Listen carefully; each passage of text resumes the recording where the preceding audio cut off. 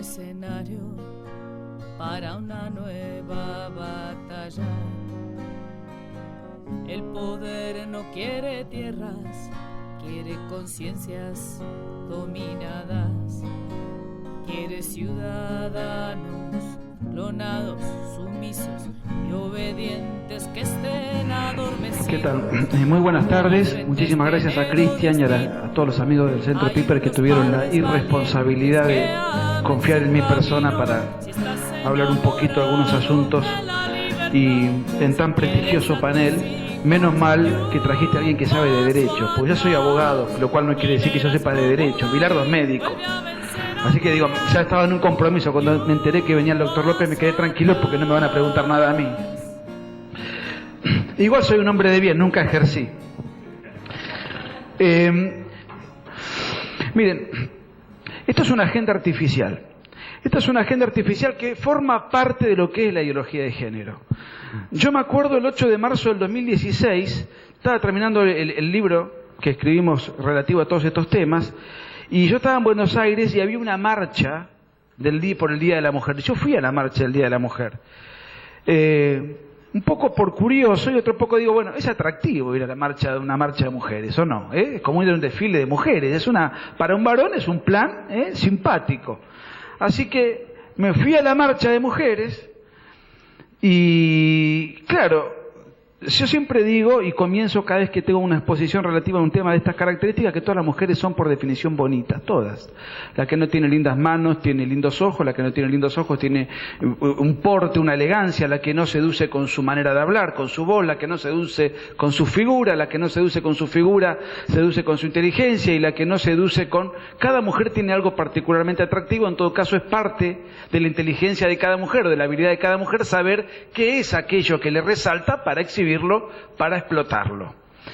Salvo cuando fui a la marcha del Día de la Mujer, la marcha de género, allí adelante, en Buenos Aires, porque no hay nada menos femenino que una feminista.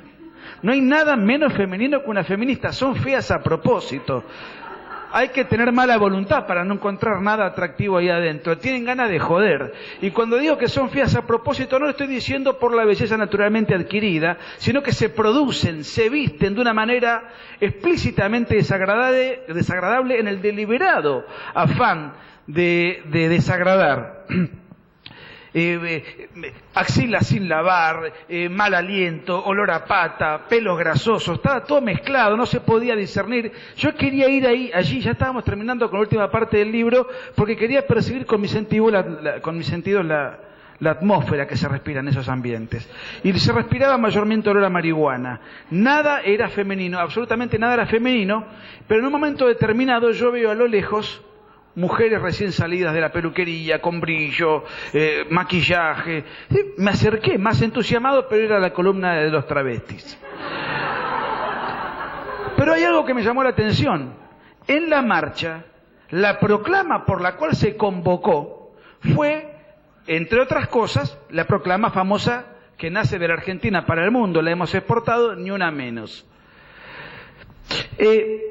Y parece una proclama atractiva. ¿Qué significa ni una menos? Ni una mujer menos golpeada, ni una mujer menos maltratada.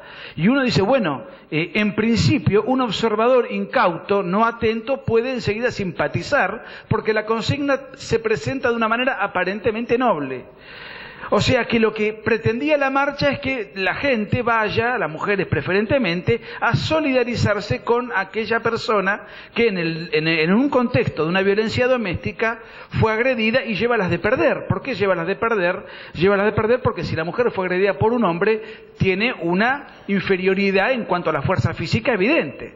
Por consiguiente, solidarizarse con el más débil parece un fin noble. Ahora, resulta que en la marcha todo lo que se pedía, lo que se exhibía, lo que se proclamaba en los carteles y todo aquello, las firmas que se juntaban para elevar al Congreso, era la legalización del aborto. O sea que la marcha lo que buscaba era, en principio, convocaba para solidarizarse con el más débil ante un acto de violencia doméstica y termina pidiendo masacrar al más débil de todo que no puede defenderse ni siquiera con el llanto. Así que forma todo esto parte de un engaño. Y forma parte de la ideología de género, que es una agenda. La ideología de género es algo más, es supra el aborto es parte integrante de la ideología de género. Ahora, independientemente de que esto es una revolución cultural que intenta atentar contra los valores de nuestra civilización occidental y cristiana y que tiene un costado metafísico, y no me voy a meter en esos temas porque estoy al lado de un filósofo como Mario Caponetto, que esto en algún momento lo va a poder explicar en detalle y con elocuencia. En el plano de lo inmediato, la ideología de género lo que sí está claro es que recorta y atenta contra todas nuestras libertades individuales, aunque no nos demos cuenta. Es una revolución silenciosa, imperceptible, simpática, que se presenta con el disfraz de la inclusión, pero todo lo que hace es recortar nuestras libertades individuales. Como yo nunca preparo las charlas, y siempre vengo nervioso a las charlas porque nunca las preparo, pero aprovechando que iba a hablar ellos, empecé a anotar un poco antes algunos tips de libertades que se nos han sido conculcadas en los últimos años, acá y en Occidente. No es solamente un asunto de la Argentina, por supuesto. Las libertades religiosas, hay pastores, teólogos, religiosos y sacerdotes en todo Occidente procesados y criminalizados por el solo hecho de citar fragmentos del Evangelio o de algún fragmento de las Escrituras que se oponen a la agenda de la ideología de género. O sea, que se atenta contra la libertad religiosa y contra la libertad de conciencia, la libertad de expresión. En todos los países de Occidente se está imponiendo una nueva forma de censura que ya no es el delito de opinión o, como dice el Código Penal del totalitarismo castrocomunista en Cuba, el delito de propaganda oral enemiga, que significa hablar mal del régimen, hablar mal de Raúl, hablar mal de Fidel o hablar mal del gobierno. No, ahora lo que se utiliza como eufemismo es el crimen de odio. El crimen de odio es la nueva censura que se impone para criminalizar cualquier manifestación de pensamiento disidente. Y esto se está dando en todos lados, en todo el continente, y en Argentina por supuesto lo tenemos, y el órgano represivo que está a la vanguardia de la censura es el INADI, entre otros órganos, que no es el único. La libertad política también se está limitando y siendo condicionada. ¿De qué manera? No acabamos nosotros, por ejemplo, de ser testigos de esta payasada indefendible de las cuotas de género para que el votante esté limitado a la hora de elegir a sus gobernantes. Ahora no elegimos a los gobernantes en función de la idoneidad, del mérito o de aquello que se nos cante. Lo tenemos que elegir en función de una ingeniería social preestablecida que impone cuotas de género para elegir a los gobernantes. O sea que se está limitando la democracia y se está limitando al gobernante, al soberano, que se supone que es el ciudadano, las libertades para elegir plenamente. Es más, esto va al menoscabo de los derechos de la mujer, porque los partidos feministas, como el Partido Humanista, que en todas sus elecciones han puesto candidatas que son solamente mujeres, ahora no les queda más remedio que incorporar hombres, porque si no estarían violando las leyes de cupo. En muchos países, incluso en los europeos y en Estados Unidos, sobre todo bajo la administración de Obama, quiero aclarar que el problema de Estados Unidos no es que Obama fuera negro, sino que era rojo. Obama había impuesto cuotas en las empresas, en las administraciones de las empresas. En muchos estados se estaba aplicando, y también en Europa. Entonces, si yo tengo 80% de hombres y 20% de mujeres, esto es crimen de odio, violencia de género, etcétera, etcétera, y entonces yo tengo que deshacerme del 30% de hombres que tengo e incorporar o ir incorporando progresivamente en mi planta, no en función del mérito, no en función de mi subjetividad, no tengo que contratar en función de lo que yo creo que es bueno y fecundo para mi empresa, sino de una ingeniería social preestablecida desde arriba. O sea, que atenta contra la libertad de comercio, contra la libertad de contratar y contra la libertad de trabajo. Y además se atenta contra la patria potestad, porque en todo Occidente también se está imponiendo, digamos, una ideología de género bajo el subterfugio de educación sexual, que no es educación sexual, sino que es adoctrinamiento del género, para que los niños en la más tierna infancia aprendan la ideología de género, suplantando en este caso, por ejemplo, el principio de la patria potestad y por añadidura el principio de subsidiariedad. Eso es un asunto que tiene que enseñarse en la casa, y muy accesoriamente podría el Estado enseñar, en tanto y en cuanto enseñe científicamente y no ideológicamente. Todo este cúmulo podría estar toda la tarde señalando libertades que nos están siendo recortadas de manera permanente. Y el punto más importante de la restricción a la libertad es el aborto, que es parte integrante de la ideología de género. En otro momento, no tenemos tiempo, podemos explicar por qué. Pero para anticiparles qué tiene que ver el aborto con la ideología de género, tiene que ver porque el aborto es presentado como un derecho del género femenino. Claro. Y ahí es probablemente una libertad que no es restringida, sino que directamente se está restringiendo el derecho a la vida. Digamos, de toda la libertad que acabo de enunciar es probablemente la más grave. ¿Qué es la ideología de género a todo esto? La ideología de género es un conjunto de ideas anticientíficas que con propósitos políticos desarraiga a la sexualidad humana de su naturaleza, de la biología, y solamente la circunscribe al aspecto meramente cultural. Por eso de la ideología de género se desprende, además del aborto, se desprende la homosexualización cultural, se desprende la zoofilia, la necrofilia, se desprende el incesto, todas legislaciones que se van solicitando en todos los países de Occidente y fundamentalmente en los países nórdicos. Quiero hacer una pequeña digresión. No se crean, y esto también está instalado, que los que estamos en contra de la ideología de género somos precámbricos, estamos ajenos a la vanguardia, somos de otra época. Eso es un argumento bastante inconsecuente desde varios puntos de vista, pero sobre todo desde el punto de vista político. Yo acá noté algunas cosas que están pasando en el mundo y que, fíjense, es ajeno a la ideología, a la tendencia ideológica de cada uno de los países. Estados Unidos, y ayer lo dijo el vicepresidente Donald Trump, va a implementar, de ahora en adelante se comprometieron a implementar políticas para erradicar el aborto de todos los estados, porque en Estados Unidos está repartido, en algunos estados está permitido, en algunos estados está liberado el aborto, en otros estados hay restricciones, etc. Bueno, la política del actual gobierno, de la primera democracia del mundo, donde supuestamente es el país más liberal del mundo en materia de libertades individuales, ya está implementando políticas para restringir la intromisión de la ideología de género, y hay muchos ejemplos de la gestión de Donald Trump que pueda caer simpático o no. Yo estoy solamente señalando datos objetivos. Ya manifestaron que van a erradicar de los estados norteamericanos donde el aborto está impuesto, lo van a erradicar para que Estados Unidos sea un país libre de aborto. Lo dijo ayer el vicepresidente de Donald Trump.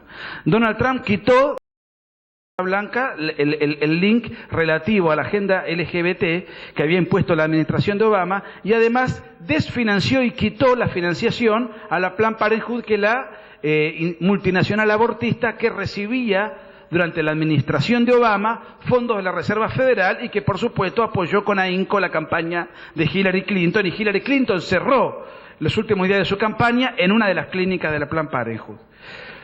No solamente Estados Unidos es esto. América Latina. En Perú, el presidente PPK intentó imponer la agenda de género, la gente salió a la calle. Yo tuve el privilegio de disertar en el Congreso, en Perú. Tuvieron que echar a la ministra de Educación, tuvieron que echar a la secretaria de Cultura y erradicaron de Perú esa pretensión. Obviamente, estos son combates que la semana siguiente se reinstalan otra vez. No es que porque uno gana una pelea política ya tiene que dormirse en los laureles. Si ahora el Congreso, y ojalá que así sea, no logra implementar los proyectos de ley abortista, no quiere decir que el año que viene la discusión no siga. Lo van a volver a tratar de implementar. Esto no son peleas y ya está, esto es un asunto terminado, no. Esto es simplemente un combate como un torneo de fútbol. Ganamos este partido, el domingo que viene tenemos que ir a jugarlo de vuelta. Por eso hay que estar muy atento. En Francia ya se está incentivando a tener más hijos a los franceses. Lo mismo China, que tenía la restricción de tener un solo hijo por país, por familia, ahora ya instala la posibilidad de tener 2 hijos. Rusia, Putin, está erradicando toda la agenda LGBT y el aborto y está instalando una política pro familia. Fíjense los países tan distintos entre sí que estoy mencionando, inclusive con religiones distintas, tradiciones distintas, como esto es del siglo XXI. Si nosotros somos los arcaicos, bueno, somos unos cuantos los países que están empezando a implementar desde sus gobiernos este tipo de políticas. En Costa Rica, hace 5 meses, un señor que se presentó como Fabricio Alvarado nos presentó el libro con Agustín. Tenía 2% de intención de voto porque era candidato a presidente. Ganó la primera vuelta y ahora va a la segunda vuelta y le lleva 14 puntos de ventaja al segundo. O sea, va a ser el presidente de Costa Rica. Estas son las elecciones de ahora, lo que se está discutiendo ahora. Lo mismo está pasando en Colombia. Entonces, ¿cuáles son? Hoy anoté 10 puntos que se están debatiendo en todos lados, en todos los debates que se vienen llevando adelante en Argentina, como la ideología de género es una ideología anticientífica, es una superstición porque es contraria a la razón, el cúmulo de argumentos, que son más o menos siempre los mismos y relativamente fáciles de rebatir, yo anoté 10 y creo que no salen de estos 10. Es como una especie de catecismo en ideología de género, como una especie de decálogo que tienen, y a partir de ahí no salen de eso, ¿no? Incluso con muy mala preparación. Es muy fácil de advertir si están siguiendo los debates que se dan por Internet. El primer punto es que la mujer tiene derecho a disponer de su cuerpo. Esa es la primera ficción. Esto ya lo habló Mario, y obviamente sabemos que es una ficción, estamos de acuerdo en que la mujer disponga de su cuerpo, que haga lo que quiera, el problema es que es el cuerpo de un tercero. Se define al aborto como la interrupción del embarazo. La interrupción es el cese transitorio de un proceso para su posterior reanudación. Si yo ahora tengo que ir al baño y paro esta charla 2 minutos porque voy y vengo, resulta que interrumpo 2 minutos y luego lo reanudo. Obviamente el embarazo que se interrumpe, no se puede reanudar, porque el aborto genera en el embarazo un final irreversible. Esto sería como, la madre mata al niño y por consiguiente es un final irreversible. Y en el caso opuesto, si un hijo mata al padre, Jock Lender es nuestro leading case, si yo fuese el abogado de Jock Lender diría que no lo mató, sino que le impidió a su padre llegar a la decrepitud. Una cosa, le interrumpió el proceso de envejecimiento. Se habla, entre muchos de los argumentos, en la cuestión relativa a la dependencia del niño. Lo que pasa es que el niño cuando está en la panza de la madre es dependiente. Y cuando el niño nace no es dependiente. Un niño que no sabe hablar, llora, hace caca, se despierta cada rato, necesita tomar leche cada 3 horas, no es dependiente. Una madre que está embarazada puede irse 4 días con su marido o se puede ir de vacaciones 1 semana, desentenderse del niño, porque es sistémico, funciona solo el mecanismo del embarazo. Puede ni acordarse siquiera que está embarazada o que tiene al niño consigo. En cambio, una mujer que acaba de parir no puede desentenderse del niño porque el niño se muere. Lo deja un día entero, 2 días en la cuna y se muere. La dependencia que tiene es absoluta. ¿Desde cuándo la dignidad de la vida humana depende o no del grado de independencia de la persona? Entonces, cuando una persona es cada vez más anciana y necesita cada vez de mayores cuidados, pierde dignidad y es más susceptible de ser desechado. Si alguien está en silla de ruedas, si alguien es parapléjico, no tiene ninguna dignidad, le podemos pegar un tiro porque molesta, porque tiene un alto nivel de dependencia y por consiguiente... Miren, en torno a todo esto se habla eufemísticamente de que el aborto es un derecho reproductivo. Justamente el aborto hace lo contrario, quita la reproducción. No es un derecho reproductivo, anula el derecho reproductivo. Se dice también que esto es un asunto de salud pública. Yo no conozco realmente, acá hay médicos, así que no quiero hablar de más, ¿cómo sería una política de inclusión a la salud pública cuando entran 2 pacientes al hospital y la pretensión es que salga uno y al otro lo metemos en una bolsa como residuo patológico? Fíjense cómo nos presentan propagandísticamente y discursivamente estos proyectos de ley inclusivos. Después aparece en jerga marxista la cuestión de la clase social. Es un privilegio el aborto de las mujeres de clase alta. Miren, la cocaína también es un privilegio de las mujeres de clase alta porque las clases pobres toman paco. ¿Qué hacemos? Le exigimos al Estado que en aras del acceso universal a la cocaína distribuya en los barrios pobres cocaína también. Que el hecho de que algo lo haga una mujer de clase alta no quiere decir que si algo sea bueno. Puede ser bueno o puede ser malo. ¿Qué argumento sofístico es ese? Pero la mujer puede morir haciéndose un aborto en un lugar clandestino. Bueno, y entonces es víctima de esta situación. Bueno, por empezar, la mujer que se va a hacer un aborto no es víctima. Es victimaria, la víctima es el niño. Esto equivale a decir que si un ladrón va a robar un banco y la policía reacciona, la policía lo puede matar o herir al ladrón. Entonces, para que el ladrón, en su pretensión ilícita, no padezca ningún incidente físico, legalicemos el robo. ¿Cómo es eso? Va a cometer un homicidio en un lugar clandestino y para que no padezca ningún infortunio tenemos que legalizar entonces el ilícito. El otro día escuché otros argumentos que me llamaron mucho la atención, que tiene que ver con que, Si una mujer está embarazada o no, depende si tiene vida, depende del deseo de la madre. Si es un embarazo deseado o si no es un embarazo deseado. Como si la vida de un tercero depende del deseo de uno. Si la vida de un tercero depende del deseo de uno. Miren,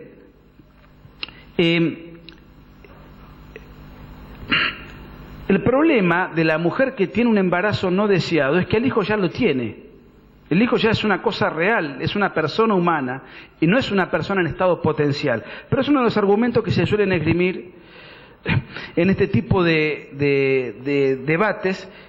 Y el último, que es el que más me llamó la atención a raíz de cifras que no conocía, es que se dice que lo que se está buscando con la ley actual, y por eso hay que reformarla, es criminalizar a la madre. Y que entonces es una emergencia y es un debate que ha sido postergado. Esto es una ficción y como bien dijo Cristian, esto es un debate que ha sido impuesto porque esto es una agenda artificial. Dicen las militantes feministas, que yo no sé por qué se preocupan por el aborto, de quién le va a tocar un pelo, dicen que hay por año 500.000 abortos. Si fuese cierto que hay 500.000 abortos por año, por consiguiente hay 500.000 homicidios por año. Lo curioso del caso es que si hay 500.000 homicidios por año, en este momento no hay ninguna mujer presa por haber cometido un aborto. En toda la Argentina no hay ni una sola. Solamente hay un caso en la provincia de Buenos Aires de una mujer que está presa, pero porque mató al niño inmediatamente después de nacer. Inmediatamente después de nacer. Ni siquiera el filicidio sería en el contexto en gestación, sino ya por haber nacido. Entonces, si hay 500.000 homicidios por año en el contexto de un aborto y no hay ninguna mujer presa, por consiguiente digo, a mí me preocupa lo mal que anda la justicia, porque a la mujer no se la está persiguiendo, si fuese cierto que esa cifra es real.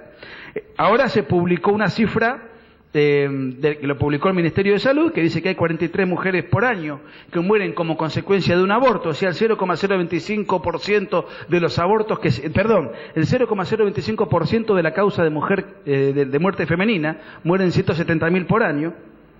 Y fíjense cuán artificial es esto, que, por ejemplo, por año mueren 3.000 mujeres en accidentes de viabilidad, por accidente de tránsito. ¿Conocen alguna pidiendo que se modifiquen las leyes de tránsito? 3.000 contra 43. Y de las 43 no todas han muerto por abortos producidos, sino por otras circunstancias colaterales. ¿Conocen alguna marcha feminista pidiendo el cese de la velocidad patriarcal en las rutas de Argentina? 3.000 mueren por año, es una cifra importante. 500, y esto es más grave todavía, porque el otro puede ser regulado. Hay 500 mujeres por año en Argentina que mueren de hambre. 500. ¿Conocen alguna marcha feminista pidiendo el cese de las políticas de hambre? Ninguna. 500. 43 es lo que está señalando acá. Entonces, fíjense, cuán artificial es toda esta agenda. 500.000 dicen que hay abortos por año, o sea que hay 500.000 homicidios. Esto es una cifra también artificial, como todo lo que dice la ideología de género, porque nacen por año en Argentina 600.000 niños. Solamente 43 mujeres mueren por año como consecuencia de abortos, y eso no quiere decir que sean abortos inducidos. Y todas estas otras cifras colaterales que estamos viendo. En conclusión, esto es una agenda artificial, es parte integrante de la ideología de género y hay que darle batalla. Pero hay que darle batalla no ahora que se viene la disputa en el Congreso. Si logramos que esto no prospere, el año que viene va a volver recargado y aumentado con un lobby mayor todavía. De manera tal que yo les agradezco el espacio, les agradezco el tiempo y creo que así como Trotsky decía que había que hacer la revolución permanente, creo que los que estamos en la vereda de enfrente tenemos que vivir haciendo la contrarrevolución permanente. Gracias.